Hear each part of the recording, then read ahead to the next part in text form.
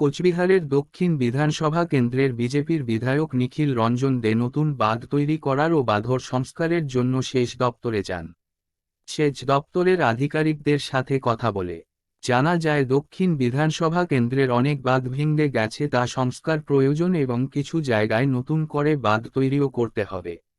তিনি এই দাবি বারবার বিধানসভা তুলেছেন।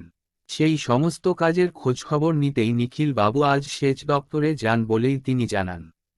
তিনি আরও বলেন, খোঁজখবর নিয়ে জানতে পারলাম ইতিমধ্যেই সেই বাঁধগুলোর ফাইল তৈরি করে এস্টিমেট পাঠিয়ে দিয়েছে।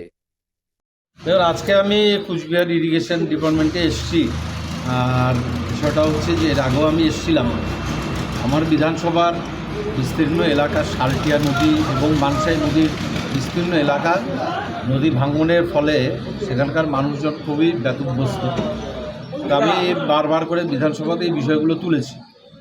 আর তারপরে মাননীয় মন্ত্রী সাহেব আশ্বস্ত করেছিলেন আমাকে যে আমার এখানকার যে ৫-৬টির মধ্যে অন্তত ১-২টি স্কিম তিনি তাড়াতাড়ি কাজটা শুরু করবেন।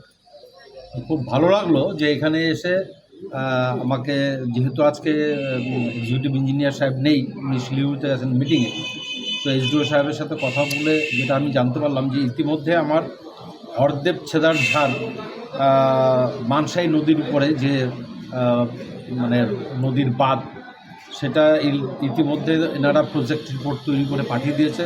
সেটা হচ্ছে 600 মিটার এবং 181 লক্ষ টাকার একটা প্রজেক্ট। আর দ্বিতীয় হচ্ছে ডাঙ্গারহাট হচ্ছে শালটিয়া নদীর উপরে, শালটিয়া নদীর ওই বিস্তীর্ণ এলাকা নদী ভাঙনের ফলে এটা হচ্ছে 1200 মিটার। সে 1200 মিটার হচ্ছে 142.81 লাখ টাকা।